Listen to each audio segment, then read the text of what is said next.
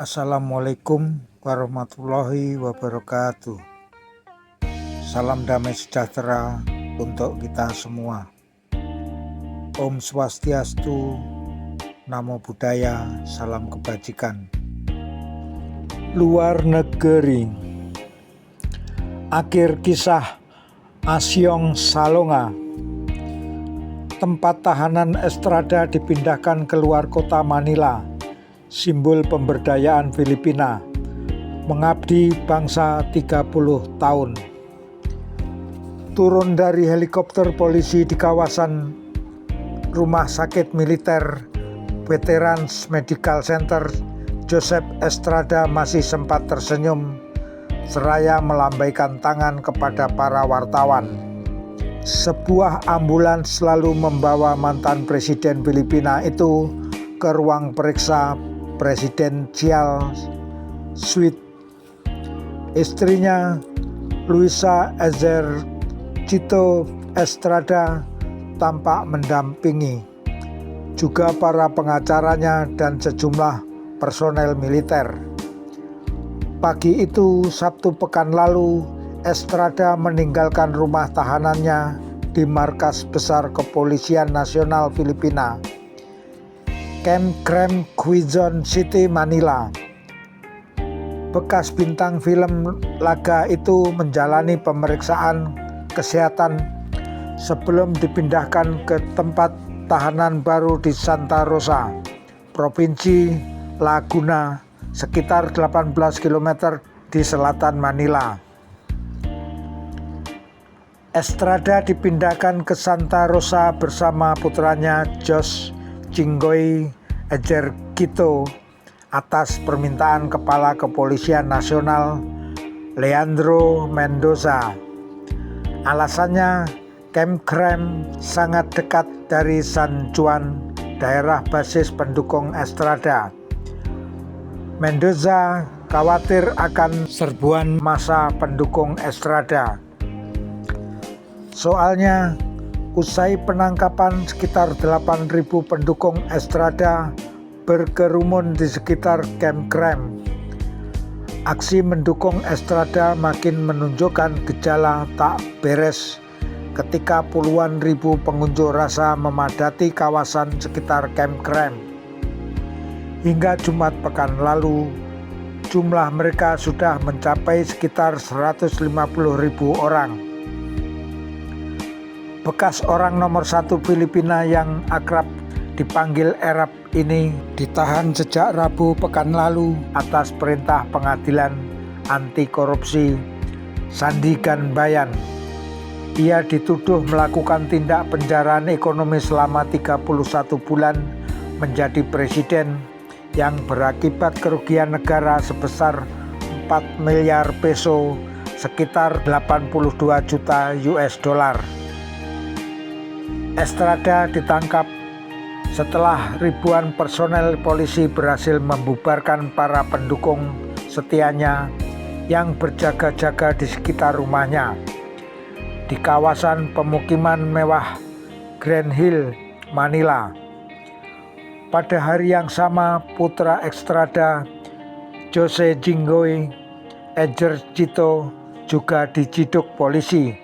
Tuduhannya turut terlibat dalam tindak korupsi yang dilakukan ayahnya. Setelah semalam menginap di Camp Crame, Estrada mengeluhkan kondisi ruang tahanannya yang berukuran 19,3 meter persegi. Tak ada udara yang keluar dari sana, katanya. Ia meminta status tahanannya diubah menjadi tahanan rumah. Penasihat hukumnya menambahkan hal itu sebaiknya dilakukan untuk meredam kemarahan pendukung Estrada. Joseph Flaminiano, penasihat hukum Estrada, mengingatkan presiden yang digulingkan aksi People Power 2 20 Januari 2001 itu telah mengabdi selama 30 tahun. Permohonan ini amat pantas diperlihatkan, katanya.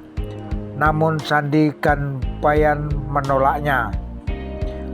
Pengamat politik di Manila menilai penahanan Estrada sebagai titik balik jagat politik Filipina. Untuk pertama kali dalam sejarah, republik itu berhasil mengirim seorang presiden ke penjara guna menghadapi tuntutan penjarahan ekonomi. Penahanan ini mencerminkan kemauan politik pemerintahan Presiden Gloria Macapagal Arroyo untuk membuktikan bahwa pejabat tertinggi negara tak kebal hukum. Perintah penahanan oleh Sandiganbayan bahkan cukup menghina Estrada. Dalam surat perintah itu, nama Estrada ditulis Joseph Ejercito Estrada alias Asyong Salonga, gangster dari Tondo yang kisah hidupnya difilmkan dengan judul sama. Estrada juga disebut dengan Jose Velarde, nama yang dipakai dalam transaksi bank untuk melakukan money laundering. Armando Doronila, kolumnis pada harian Philippines Daily Inquirer, menulis dikeluarkannya surat perintah penahanan oleh Sandiganbayan menunjukkan berfungsinya pengadilan dan institusi politik di Filipina. Kemampuan menyeret presiden ke penjara merupakan simbol pemberdayaan Filipina, tulis Doronila. Dengan menahan Estrada, Filipina menyeberangi ambang yang dulu tak mungkin dilangkahi. Filipina telah memperbarui kekuatan negara dalam institusi seperti pengadilan dan kepolisian. Tak cuma itu, Filipina juga telah membangun dasar-dasar rekonsiliasi dengan peradilan. Langkah yang diambil pemerintahan Macapagal Arroyo akhirnya menempatkan Filipina dalam komunitas yang beranggotakan Korea Selatan, Indonesia, dan Yugoslavia.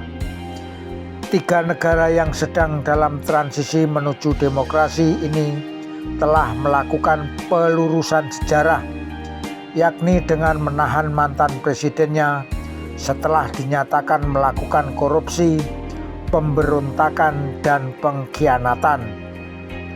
Mantan Presiden Korea Selatan Jenderal Chun Do-hwan dan Roh Tae-woo yang memimpin antara 1980 dan 1992 dituduh mengantongi jutaan dolar uang negara.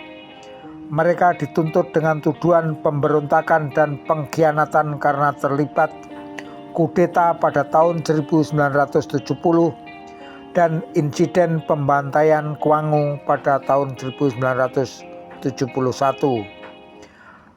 Pengadilan Seoul pada 1996 memvonis mati Chun dan hukuman penjara 22 tahun bagi Roh. Mahkamah Agung selanjutnya mengurangi hukuman Chun menjadi penjara seumur hidup, sedangkan Roh menjadi 17 tahun. Mereka dihukum oleh pemerintahan Demokrat Presiden Kim Yong-sam pada tahun 1997. Presiden Kim Dae-jung memberi Chun dan Roh amnesti. Kapasitas memenjarakan mantan presiden dengan tuduhan korupsi juga ditunjukkan Indonesia. Setelah dilengsarkan pada tahun 1998, Presiden Soeharto dituntut korupsi dan diberi status tahanan rumah.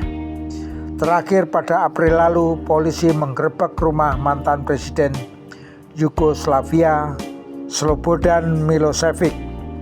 Ia ditahan dengan tuduhan penyalahgunaan kekuasaan dan korupsi yang menyeret Yugoslavia ke kancah perang Balkan.